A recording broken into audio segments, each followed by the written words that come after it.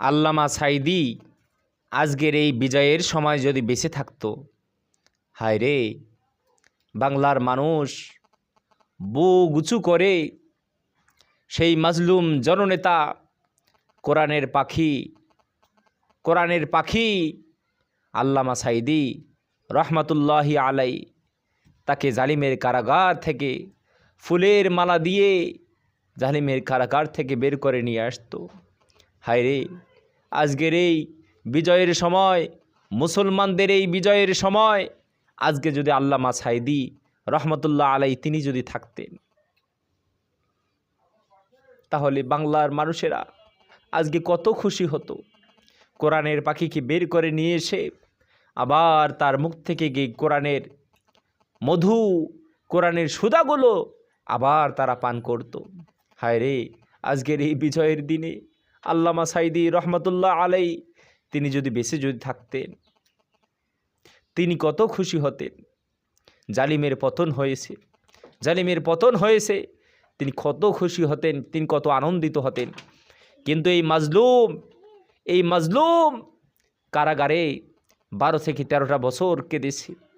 12 থেকে 13টা বছর জায়নামাজে দাঁড়িয়ে কান্না করেছে, চোখের পানি ফেলেছে। আমার প্রিয় নবী, বিশ্ব নবী সাল্লাল্লাহু আলাইহি ওয়াসাল্লাম বলেন, মাজলুমের চোখের পানি কখনো বৃথা যায় না, মাজলুমের দোয়া কখনো বৃথা যায় না। এই মাজলুমেরা কারাগারে বসে কত নিরহ মানুষকে এই স্বৈরাচার, এই জালিম শাসক কারাগারে বন্দি করে রেখেছিল। প্রত্যেকটা মানুষের চোখের পানি, প্রত্যেকটা মানুষের কান্না আমার আল্লাহ তাআলার আরশে আজিমকে কাঁপিয়ে দিয়েছে। প্রত্যেকটা মানুষের চোখের পানিগুলো আমার আল্লাহ তাআলার আরশে আজিমে চলে গেছে, যার কারণে আজকের এই জালিমের পতন হয়েছে। এই জালিমের পতন হয়েছে কোরআনের পাখি আল্লামা সাঈদী রহমতুল্লাহ আলাই তিনি যদি আজকে যদি বেঁচে থাকতেন, কত খুশি হতেন, আনন্দিত হতেন। কিন্তু তিনি অনেক আগেই ভবিষ্যৎবাণী করে গিয়েছিলেন, বাংলার আকাশে একদিন কোরআনের পতাকা পতপত করে উড়বে, বাংলার আকাশে একদিন এমন সূর্য উদিত হবে যে সূর্যটা হবে সোনালী দিনের সূর্য, কোরআনের সূর্য। এমন একটা দিন আসবে যেদিন মানুষ কোরআনের পক্ষে কথা বলবে, যেদিন মানুষ দিন ইসলামের পক্ষে কথা বলবে। এমন একটা দিন আসবে যেদিন স্বৈরাচারের পতন হবে, যেদিন জালিমদের পতন হবে, যেদিন অন্যায়কারীদের পতন হবে। আজকে সেই দিন ভাই, আজকের এই বিজয়ের দিনে 5 আগস্ট 2024 এই বিজয়ের দিনে আল্লামা সাঈদী রহিমাহুল্লাহ আলাই তিনি যদি বেঁচে থাকতেন, বাংলার মানুষ, প্রতিটা মানুষ তাকে বরণ করে নিত। কত মানুষ তার জন্য জীবন দিয়েছে। এই মানুষটাকে সবাই কোরআনের জন্য ভালোবাসে। এই মানুষটা যেদিন দুনিয়া থেকে বিদায় নিল, বাংলার প্রতিটা ঘরে ঘরে কান্নার রোল। আমরা আমাদের অভিভাবককে হারিয়ে ফেললাম, আমরা কাকে হারিয়ে ফেললাম। আজকের এই বিজয়ের দিনে তিনি যদি থাকতেন, আমরা কত আনন্দিত হতাম, কত খুশি হতাম। সেই আল্লামা সাঈদীকে, কোরআনের পাখিকে, সেই মাজলুমেরা, সেই জালিমেরা, স্বৈরা শাসকেরা তারা তাদের শক্তিকে অটল রাখার জন্য, শক্তিকে তারা আজীবন ধরে রাখার জন্য অনেক চেষ্টা করেছে। অনেক নিরহ মানুষকে হত্যা করেছে, অনেক মা বাবাকে সন্তান হারা করেছে, অনেক নারীকে বিধবা করেছে, অনেক সন্তানকে এতিম করেছে, অনেক ভাইকে ভাইহারা করেছে, অনেক বোনকে ভাইহারা করেছে, অনেক ভাইকে বোন হারা করেছে। কত মানুষের বুকগুলো খালি করে দিয়েছে ক্ষমতায় থাকার জন্য, নিজের শক্তি বল ধরে রাখার জন্য। কিন্তু আল্লাহ তাআলা নিজেই বললেন, কুলিল্লাহুম্মা মালিকাল মুলক, হে নবীজি আপনি বলে দেন, এই রাজত্বের মালিক তো হলেন মাত্র আল্লাহ তাআলা। তুতিল মুলকা মান তাশা, তিনি যাকে ইচ্ছা দান করেন। ওয়া তানজিউল মুলকা মিম্মান তাশা ওয়া তুইজ্জু মান তাশা ওয়া তুযিল্লু মান তাশা, তিনি যাকে ইচ্ছা ক্ষমতা দেন, রাজ্য দেন, আবার যাকে ইচ্ছা তার কাছ থেকে রাজ্য কেড়ে নেন। যাকে ইচ্ছা সম্মান দান করেন, আবার যাকে ইচ্ছা বেইজ্জতি করেন। আল্লাহ পাক রব্বুল আলামিনের এটা ঘোষণা।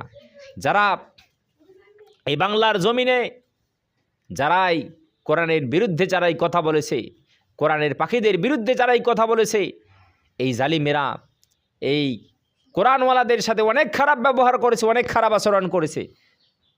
এরকম ছিল ফেরাউন, 450 বছর রাজত্ব করেছে, তারপরেও আল্লাহ তাআলা ফেরাউনের পতন দিয়েছে। এরা ইতিহাস ভুলে গিয়েছিল, এরা ইতিহাস থেকে অনেক দূরে ছিটকে গিয়েছিল, যার কারণে তাদের আজকের এমন পতন হয়েছে, এমন পতন হয়েছে, এরা কিয়ামত পর্যন্ত আর কোনোদিন বাংলার আকাশে এরা কোনোদিন বুক উঁচু করে এরা আর দাঁড়াতে পারবে না। এদের এমন পতন হয়েছে। এরা যদি ইতিহাস যদি তারা মনে রাখতো যে ফেরাউন 450 বছর রাজত্ব করার পরেও আল্লাহ তাআলা এই জালিমকে ধ্বংস করে দিয়েছেন। আমরাও তো মানুষের উপরে আজকে জুলুম করতেছি, নিরহ নির্দোষ নিরপরাধ মানুষদের উপরে অত্যাচারের স্ট্রিম রুলার চালিয়েছে এরা, তারপরেও এদের বিবেক জাগ্রত হয়নি, তারপরেও এরা বিবেকবান মানুষ হতে পারে নাই, তারপরেও এরা ক্ষমতায় থাকার জন্য এরা অনেক কিছু করেছে। কিন্তু আমার আল্লাহ তো নিজেই বলেন, ক্ষমতার মালিক হলাম আমি আল্লাহ, চাইলেই তোমরা ক্ষমতায় কেউ থাকতে পারবা না। আল্লাহ ধরে না, কিন্তু যখন আল্লাহ ধরে তখন তাকে আর কেউ বাঁচাতে পারে না, তখন আর তাকে কেউ ছাড়াতে পারে না। এটা আমার আল্লাহ তাআলার হুকুম, এটা আমার আল্লাহ তাআলার আদর্শ, এটা আমার আল্লাহ তাআলার এটা নির্দেশ। তার বিধানগুলো হলো এরকম যে যারাই জুলুম করবে, যারাই মানুষের উপরে নির্যাতন চালাবে, এদের পরিণতি একদিন খারাপ হবেই। এই জুলুমের পরিণতি তাদেরকে একদিন ভোগ করতেই হবে। এই জালিম সরকার, এজন্যই তার পতন হয়েছে। কারণ কত বাবা চোখ দিয়ে পানি ঝরিয়েছে সন্তানের জন্য, কত মা কেঁদেছে তার সন্তানের জন্য, কত সন্তান এতিম হয়ে গেছে, কত সন্তানকে এতিম করে দিয়েছে জালিম সরকার, কত মানুষ কেঁদেছে এর জন্য, নিরহ মানুষদেরকে জেলে ভরিয়েছে। এই কোটা আন্দোলনের সময় কত নিরহ নিরপরাধ ছাত্রছাত্রীদেরকে হাজতে ভরিয়েছে, কত মানুষের নামে মিথ্যা মামলা দিয়েছে। আল্লাহ বললেন, দাঁড়া, তুই মানুষকে হাজতে ভরবি, মানুষকে মিথ্যা মামলা দিবি, মানুষকে কারাগারে ভরবি, মানুষকে হয়রানি করবি, দাঁড়া, আমি আল্লাহ তোরে এমন অবস্থা করব। আল্লাহ কেমন অবস্থা করলেন? এমন অবস্থা করেছেন যে দেশের মাটিতে থাকতে পারল না, বিদেশে গেছে সেখানেও থাকতে পারতেছে না। আল্লাহ তাআলা তাকে বিউজ্জতি, এমন লাঞ্ছনা, এমন বঞ্চনা, এমন অসম্মান আল্লাহ তাআলা তারে করলেন, যেটা বাংলাদেশের ইতিহাসে, পৃথিবীর ইতিহাসে এমন নজির কোথাও নাই, যেটা শুধু বাংলাদেশে শুধু তৈরি হয়েছে এমন নজির। আমার ভাইগণ বন্ধুগণ, আমাদেরকে মনে রাখতে হবে, যারাই স্বৈরশাসক হবে, যারাই স্বৈরাচার হবে, যারাই জালিম হবে, যারাই মানুষের উপরে জুলুম করবে, তাদেরও একদিন এরকম পরিণতি হবে।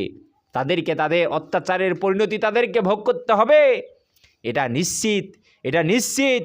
কারণ আমার আল্লাহ তাআলা তিনি হলেন সত্যবাদী, তিনি রয়েছেন সত্যবাদীদের পক্ষে, তিনি হলেন হক, তিনি হলেন হকের পক্ষে, তিনি বাতিলকে সবসময় ধ্বংস করে দেন।